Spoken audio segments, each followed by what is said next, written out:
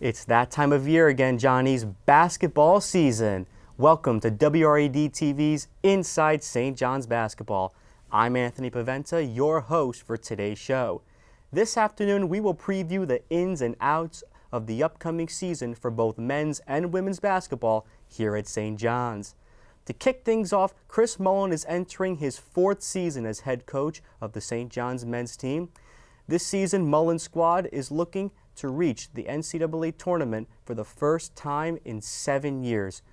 Reaching this goal will certainly be aided by perennial scorer Shamori Pons returning at guard. Pons was named the Big East Preseason Player of the Year, so he has definitely picked up where he left off last season.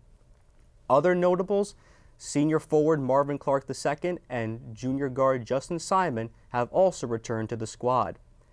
However, the major development for the team is the acquisition of junior guard Mustafa Heron via transfer from Auburn. Heron expects to complement Shamori to complete a potent backcourt and improve team play overall. Another newcomer who has flown under the radar is sophomore transfer L.J. Figueroa, who last year was an NJCAA All-American at Odessa College. He led the team with 15 points in an exhibition game last week against Maryville College. New faces mean new opportunities, and fans expect those opportunities to translate into victories. Though as much as the men's team will be exciting to watch, we absolutely cannot ignore the St. John's women's team. How can we? Last year, they made it to the second round of the WNIT with a 19-15 record. In his seventh season, head coach Joe Tartamella is aimed to lead the Lady Johnnies to the next level and reach the NCAA tournament. Luckily, an astounding 7 starters from last year are returning to the forefront. Among the returning starters, senior guard Akina Wellaire is predicted to continue being a big-time scorer after averaging 30 points per game last season. And there is so much excitement surrounding St. John's basketball this year, and we have a lot to cover. I am accompanied today by members from SJU Red Zone, the rowdy student section here on campus. They will help me break down what the Red Storm has to offer on the hardwood this year. Later on, we will receive an update on what's happening in the world of college basketball from our analyst, Daryl Tolentino. All right, let's get to it. I have here with me Joe Gallant, Connor Fagan, and Tara Buttermark. How are you guys feeling today? Doing pretty well. Yeah, feeling great. Sweet, awesome. We are so happy to have you in studio with us this afternoon. So let's just dive into these questions here on men's basketball. So first off, how are you guys feeling about entering this new season? Pretty excited. This is my 5th year here. I'm a graduate student. I don't think I've ever been as excited as I've been for this season coming up. Mm-hmm. Yeah, I mean, especially starting a freshman year, the team kind of wasn't there. This is kind of the team I've been waiting for. I've been waiting to see. Seeing like all these players coming together, I think Mullen's got a nice trick up his sleeve, and I think Red Storm are going to make some noise this year. Mm-hmm.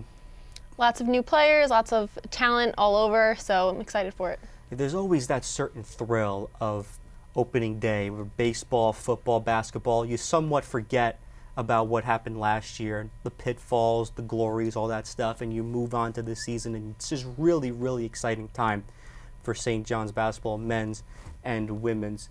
So the men don't get to play a Big East opponent until December 29th. I know, long wait. So how crucial are these non-conference games leading up until conference play in late December? I mean, they're huge. Usually a tournament team, whether NIT or NCAA, they need to have a minimum 20 wins. So you're not going to get all those in Big East play, so non-conference is huge. They don't have the greatest non-conference strength of schedule, but that doesn't matter in the eyes of the committee. A win's a win, and we do play teams like Duke, who we upset last year, and we have the potential to do again. So I'm really looking forward to our non-conference schedule. Absolutely, and like you guys remember last year how we got right off the gate with big time wins that were non-conference, and then we kind of stumbled a little bit in conference play. and then we picked her right up with that upset win against Duke at MSG last year. So those non-conference games are really huge in the eyes of the committee. Anything else from you guys? Yeah, I mean, basically bouncing off of what Connor said, the regular season is really when you get the true feel of what the team is and how they play. It's kind of important because Big East play. Big East is one of the top conferences in college basketball, and I think how we play in the regular season is going to determine how we play in the Big East. So I think by winning these regular season games, I think moving forward, it's only going to add on to our success throughout the season. I think it definitely helps the confidence of the team, and it helps, bond the team together and get the flow of how the rest of the season is going to go. So the season opener against Loyola, that you guys obviously went to, you guys are Red Storm. How did you guys feel about the players on the floor? Because we obviously won the game, so how did you guys feel about the players, the new faces in the season opener? Well, someone that really stood out to me was LJ Figueroa. Like you mentioned earlier, he was someone that kind of flew under the radar because of the Heron hardship waiver. I just saw so much energy from him, something that not every player has. Whether he's coming off the bench in that type of role or as a starter, it's something that you really look for in a player to energize the whole team. Yeah, I mean, one guy that stuck out to me the most was Mikey Dixon, the transfer from Quinnipiac, who actually couldn't play last year, but now is on team this year. Bench depth has always been something that St. John's necessarily hasn't been the strongest in, and I feel like he adds to that depth this season. And I think coming off the bench, especially last game, you saw what he could do. He's a scorer, he's a team player, and I think that's exactly what St. John's needs coming off the bench this season. This is a little bit of a little side question that adds on to this. Do you guys think that did you guys see any rust from the team against Loyola? Stuff from I know that Shamori had 20 points, which Shamori, he's obviously a big time scorer, but did you guys see any sort of rust or any early signs of a team just trying to gel a little bit early on? I think they started to gel pretty well, whoever was coming on and off the bench. Of course, it's the first home opener. We're gonna get the wheels rolling, but I think overall they looked pretty good. I agree with that. And even if someone doesn't have a good game, if they're not gelling, like Joe said before, the depth is something that we have this year that we haven't had in years past. So let's just say Mustafa doesn't have a great game, or Shamari or Marv. A pretty good bench. Exactly. Right? You'll have 4 or 5 or 6 guys who are going to get those points coming off the bench. So that's something that we're really looking forward to this season. And as you guys said about as I said, the new faces, Mikey Dixon, as you said, great game, got into double figures. Mustafa had 15 points, and as I was telling you earlier about LJ, he almost got a double-double with 9 points and 8 rebounds. So those are early signs that you can have a really complete team with great starters and a pretty good bench, which goes a long way. So we have a lot of underclassmen on the team this year. So in what ways have you seen the growth of this team overall in the years that you guys have been here? Well, personally, like I said earlier, I started here 5 years ago, so I really got to see D'Angelo Harrison play, Sir Dom play, Rashid Jordan play, and all those older players. And their senior year, they really had something special where it was the seniors really had Phil Green, another example where they just all connected and meshed together. In years past, you didn't really get a sense of that type of play. Now this year you're going to get that. I see Justin, Marv. There's some of they're great friends off the court as well. Shamari coming back, even though he was deciding to go to the NBA draft or not. Just these guys that are coming together that have played with each other for 2, 3, maybe 4 years. It's just something that it reminds me a lot of that Sir Dom and D'Angelo Harrison team. Yeah. A lot of the guys have a bunch of different experiences too, from different colleges and over the years, different experiences. So I think the older guys are definitely going to help the new guys to get a feel for what college basketball is like, or Big East basketball. So the older guys are definitely vital for this season. Yeah, and I think going off of that, we have guys like C.D. Kita, who went to the Final Four with South Carolina before he came here. And, we had Marv Clark, who was at Michigan State, and Justin Simon at Arizona. I think their experience is gonna come into play towards the end of the season. When Big East tournament play comes around, and hopefully March Madness. I think they're gonna use their experiences, kind of like get the team ready, get them prepped up for the big stage.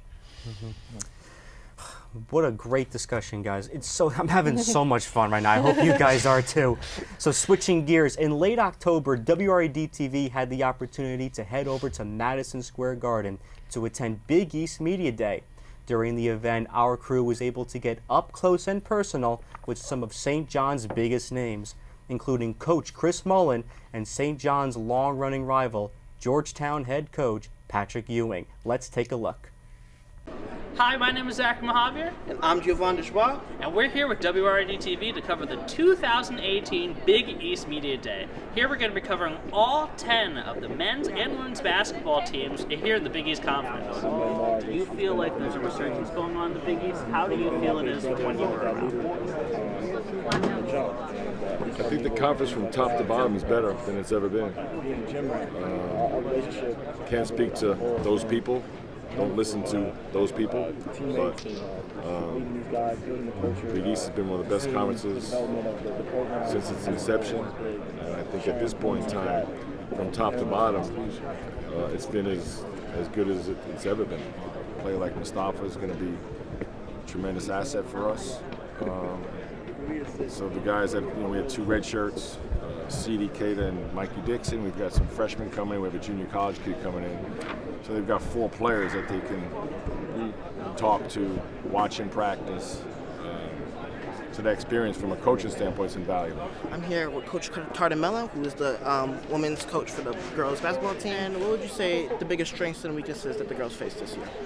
I think, again, we returned some experienced players. Last year we were young. We're still a little young now. I think we lost a bulk of our rebounding, so that's an area that we've emphasized to try to improve this year. But with the addition of Kurtiana Breelove, who sat out, and obviously Kayla Charles, who was with us last year, we feel that we can do that. Players like Alicia Kebby, Kwadasha Hoppy, and Akina Valera as guards will have to rebound as well. So that's one area we were concerned with. I think as far as the balance that we had last year in the scoring, we should be able to, I think, repeat doing the same way. We're doing it the same way, hopefully, or in a similar fashion with being able to spread out the scoring over the game. So I think we have 5 to 6 really capable scorers that on any given night, can get you a double-double or get you a high-level amount of scoring. So I think what do you think about esports coming into Big East, and how do you feel to be on the forefront of esports and collegiate sports? Well, you basically, explained why esports is so fast growing, and we're paying attention. Many people in the sports world have taken note of how quickly it's growing, the interest levels, how competitive it is, how international it's proven to be. Our presidents are intrigued because it really does allow us to engage with a different group of students on campus. It gives a different group an opportunity to represent their school in an important competition. From what I'm following in the sports world, it's only growing. Alrighty, guys. Well, I hope you enjoyed this exclusive footage of the Big East Media Day. I'm Giovanni Schwab. And I'm Zachary Mahavir. And I'll see you guys next time. Wow, what an impressive event Big East Media Day turned out to be. Stay tuned after this quick commercial break as we continue our discussion on St. John's women's basketball.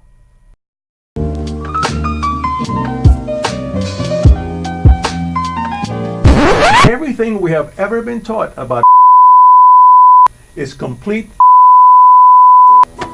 I'm gonna get YouTube famous, Austin! Ow! I'm sorry. Would you put a shirt on? You're giving me Ajda. All right. You are Ajda. No. Oh my God! Oh my God! It totally is him. We plan now! We plan now! We plan now! Which one of you swindlers has stolen my mail?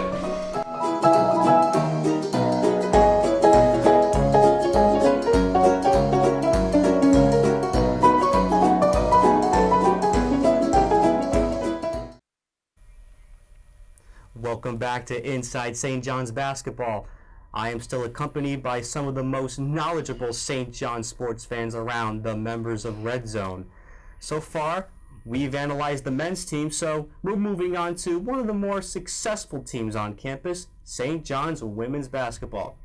Guys, the women's team have reached the playoffs for an astounding 11 straight seasons. Why has the women's team been one of the more successful teams on campus? Well, I really think it starts at the front. Joe Tartamella, head coach of the women's basketball team, he hasn't missed, like you said, a postseason since he's been here. And one of the key things with his strategy is he keeps his players, pretty much the entire 4 years. Similar to what you said before, or what we discussed before, about really having that tight group feeling. That's what you get when you get players that stay for 3 or 4 years, and I think that's contributed, to a big part of the success here. Mm-hmm. I'll say this about Coach Joe Tartamella: he definitely gets the most out of his players. As and what I've seen mostly when I go to the games is great starters, great bench. They have great scorers. Big time defense is what I've seen, and I think that all roots back to the coach and the coaching staff and the work that they put in to get the most out of their players. Yeah, I mean, like you said, keeping your players all 4 years is big because you get to see them grow right in front of you. They might come to St. John's, they might necessarily be equipped to the life of college basketball, and then as you see them throughout their 4 years, by their senior year, they're already producing at a high level. So I think him and the staff do a great job of getting his players prepped and ready when the time comes. Mm-hmm. Anything, Tara? I agree with the guys. It's they have a great coaching staff, and it really shows all around. Yeah, and because we could all agree that they really do a good job at keeping sustained success and being a true force in the Big East Conference. So last year, Maya Singleton, who is now playing professionally in Switzerland, might I add, as a little side note, led the team in most offensive categories, including scoring. And also on the defensive side, Imani Littleton, who led the team in blocks last year with 43, they are both graduated. So how can the team adjust without those two big-time players on the court? Well, I think their style is going to be much different. Maya and Imani, they were pretty tall for women. Much taller than me. They had that back to the basket mentality of putting shots up like that and bringing down rebounds. It's going to be a lot different this year. We have a bunch of guards that can play at a very high level. Like you said, Akina Willaire, Kadasha Hoppy, Kiwi, all these guards, similar to the men's basketball team. If one of them's having an off day, the others can pick them up right where they left off. So, that's something that we would really look forward to the women's team with their guard play this year. Yeah, and I mean, kind of going off of that, I think Tortorella has been prepping for this day. When the time came for her to leave, I think he knew exactly who was going to fill into that role. Like he said, there's so many players on this team that can step up when the time comes to win the game if they need to, or if they need a bucket. I think that's what makes a women's team so great, is that they don't necessarily have one star player, but they have a lot of people that play off of each other, and I think that's what accounts to a lot of their success. They have a lot of diverse players, and watching them is always so exciting. And seeing each player doing their own thing, but still being together as a team is amazing to watch. Great, guys, great. So last season, the women's team finished 10-6 against non-conference opponents. So how crucial, similar to the men's question, how crucial will their non-conference schedule be this year, considering that we played teams such as UConn, oh boy, Purdue, Florida State, Yale, Wake Forest? I mean, how crucial will that non-conference schedule be? It's crucial. Like we said before, the non-conference can really determine if you're a postseason team or not. Correct me if I'm wrong, but I think St. John's actually knocked off UConn when they were going for their 100th straight win, probably 5-10 years ago. But it's just something that the women's committee will look at and see, they knocked off UConn. That's a huge win for them. Yeah. Like you said, they were 10-6 last year. They made the postseason. Yeah. So with a winning record in non-conference, as well as playing well in the Big East, good things will happen to you come postseason. Yeah, and I think, playing teams like UConn, Purdue, and Wake Forest, they're some of the best teams in women's college basketball. I mean, you look at UConn, and it's almost like they don't lose a game. So I think, St. John's going up against an opponent like that is kind of what they need to, figure out what they're doing wrong, what they're doing right, and playing such a good team like that, it'll almost make them better in that they'll come in here against such a powerhouse, and I guarantee you they'll play them close just because of the type of team that they have. So I think using that experience moving forward will put them in the right direction that they need to go to, and kind of use that experience moving forward. Mm-hmm. Simple. It's the same. It's the same thing as the men's. If you win your non-conference games, you're in a much better shot of making it to the tournament. So it's really that simple. I'm sure you guys can all attest to that and agree to it. So currently, Marquette and DePaul are nationally ranked 19th and 15th respectively. So what needs to happen for us, St. John's, to dethrone them as nationally ranked opponents in our own conference, no less? So, I mean, what needs to happen for us to step up and beat them? This is now we're in conference play. I think we have the talent, and we have the numbers, but I think one thing that's crucial this season is going to be the fan support. Red Zone, we're out there every game, men's and women's, and I think having everyone else to come out and really show support, get Carnesecca, really loud and excited is really going to be crucial to help the women get that extra leg up on the other teams. Mm-hmm. Anything else? I mean, yeah, fan support goes such a long way, like when Carnesecca is bumping, when it's loud and everybody's screaming, it kind of, it inspires the players. The players get motivated, the players get hyped up, and, it pushes them to play better. So I feel like with fan support, and I mean, along with the team that we have now, I think it's definitely possible for us to, upset one of them this year. And it'll rattle the opponents too. Oh yeah. Oh yeah. Home court advantage really goes a long way. Moving on, we're going to send it over to WRED-TV's college basketball analyst, Dario Tolentino. Dario, thanks for being here with us today. Can you give us some information on what's going on around the NCAA basketball this 2018-2019 season? Well, Tony, this is going to be quite the season all around for college basketball. No matter what Jalen Rose says, Zion Williamson will start on the Dream Team. In fact, we have a new Dream Team in town. Duke basketball is looking to live up to the hype of having 3 of the top 5 freshmen in the NCAA.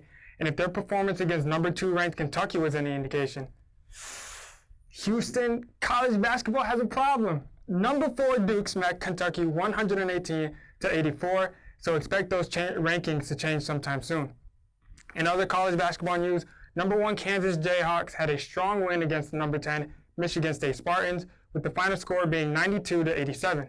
And in the Big East news, the entire conference has won their first game so far. However, Butler is the only team yet to play. The other 9 Big East schools, including St. John's, has won their first games. This could be a sign of a real tough competitive division, or it could also be, the light schedule inflating numbers. Well, that's all the big news in college basketball. Now back over to Tony for the rest of the show. Dario Tolentino, everyone. He's so good. Thank you so much for a great analysis of all the scoop from around the league.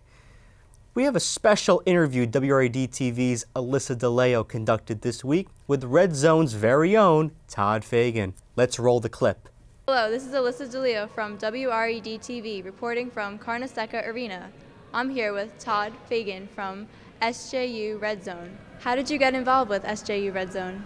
So I was here for the activities fair my freshman year.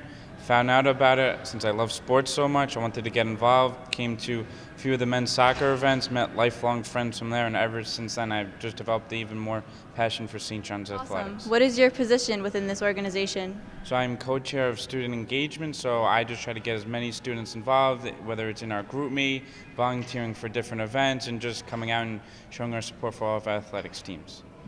How did you spread the word this year? Just whether posting on social media, find different ways that students like to be engaged, different polls, whatever they find best, and just saying, please come volunteer. We have free giveaways for you guys, free food, and usually they come out and they really have a good time.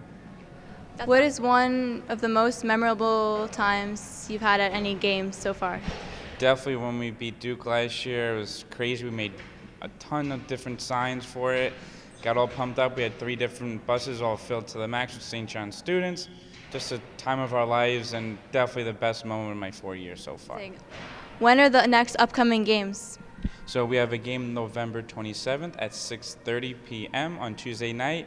And then we have a game Wednesday, December 5th at 6:30 p.m. as well. So hopefully everybody comes out. I'm Alyssa DeLeo signing off with WRED-TV in Carnesecca Arena.